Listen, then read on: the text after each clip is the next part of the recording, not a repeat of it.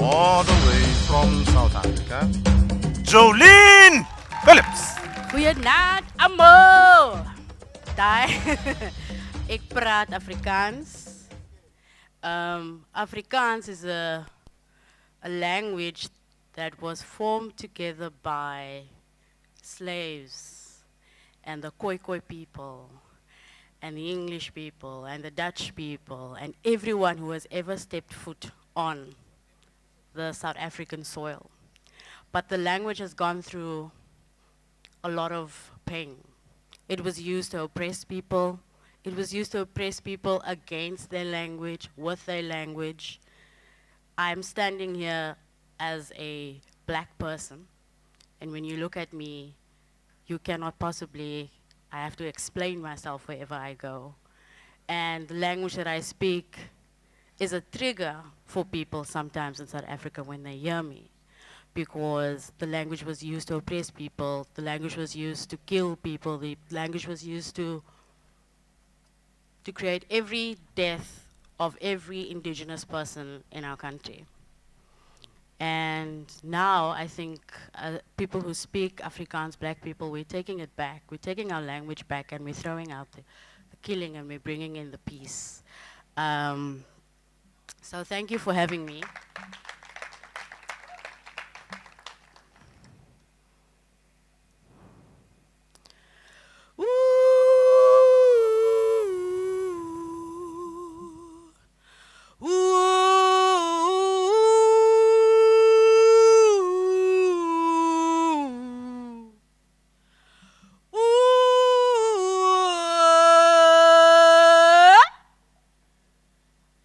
Uit my liggaam wil 'n ander alfabet simfonie. Ek is meer as net 'n veldtaal. My taal ontaal die kronieke tong.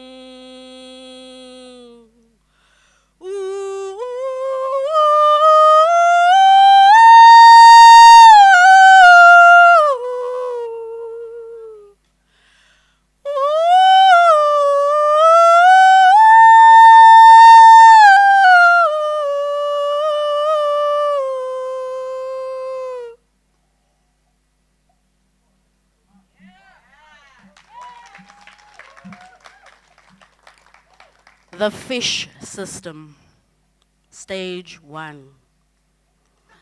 My father takes a piece of fish and hooks it on the line, feeds it to the sea, hoping a twakkie, hadder, or red Roman would bite, as he becomes a piece of poisonous bokum shriveling in the sun, feeding the fish themselves, trusting they would bite. He understands that fish that eats the ocean, that eats us. While my father tricks the fish to eat themselves, we eat ourselves when we eat the fish. Stage 2. Father brings the fish home. We do not cook the head of the twakkie or the hadder. There is no brain to chew. It crunches better when fried in white maize. Even the eye chews like bubblegum chewed out of flavor. When we see it on our plates, we know fish can kill even when they are dead. So we remove the bones. We chew cautiously, afraid for the death bone of the fish flesh, white and soft like fur. We have dry bread on standby if the bone makes it to your throat and chokes you inside your neck. Even when gargling, we instinctively reach for the bread so it can blanket the bone, push it down to die in your stomach. Step 3. We need money, we need food. We are running out of electricity, but we have fire. The winter is not cold enough to freeze the fish. Therefore, the fish can only be dried, can only be frozen in our bodies, cannot be wasted, even if the memory of fish and bread reminds you that yesterday you died. Even if you cannot buy life with a fish, even if the rotten fish is the reproach that my father has failed us, even if the memory of fish and bread reminds me that I died yesterday, I will put the leftover fish on my bread and eat it in stages.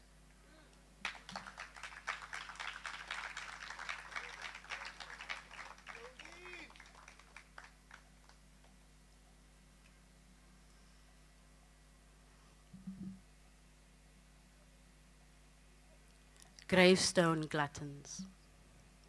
I saw my father's brother changing flavors in the last year of his life. He was the last brother my father buried. My mother doesn't go anymore. The last time at his second eldest brother's funeral, whose name was the exhaustion of my grandmother naming children, she ran out of disciple names, and Ma says, never marry someone with a disciple name, they're bastards like your father. My grandmother died before my father was 10. When her husband died the year before, my father grew up calling his brother uncle and his little brother calling him uncle. And I have a cousin 2 decades older than me that I call auntie.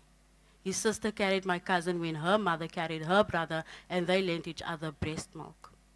So when I saw my uncle changing flavors from milk, rooibos tea to the stench of cow dung my family calls the ape, I remember I wasn't allowed to put my hands on his forehead. It's bad luck if you don't. I was glad to not touch death that day.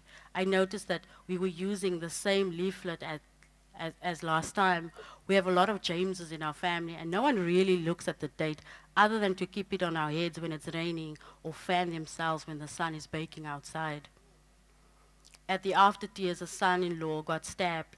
My cousin broke her ankle in her aunt's grip. My aunt's neck was in her middle brother's hand, and her eyes shouted, but no one listened. Eyes in my family, not even when they are shut. We are used to it. People die, we sing. People die, we cry.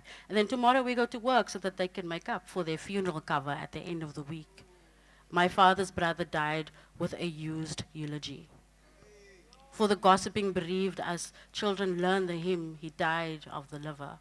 Every flavor has an illness in our family, and we know it by heart. I had to stop going to funerals because I laughed when my mother passed out and they carried her off. She had just buried her son. All the cousins had to wear bow ties like they were working for a pizzeria. My uncle was funny, and my aunt laughed afterwards that he used to steal her dresses. My family, I remember, was standing at the distance that day and didn't open the casket, and everybody was glad to take their handkerchiefs off their mouths and noses when they stabbed the cross into the grave. After Lady Di hugged that child in hospital, people started to touch the foreheads of those who died of AIDS. My father recently celebrated his birthday. He is the first person in our family's history to reach the age of 60. Saying to the evening, "Who will bury me when all my pallbearers are dead?" I've been going to funerals before I could knock. I've been going to funerals before I could mock.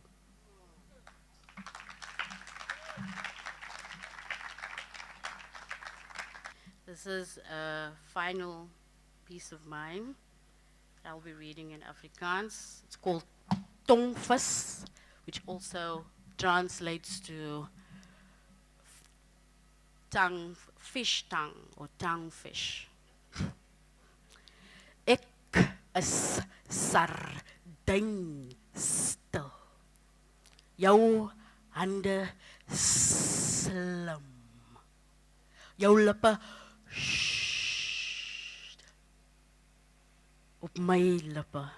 Jou prooi tussen my bene, jou ou visbene. Ek hyg nog met die hoek in my bek.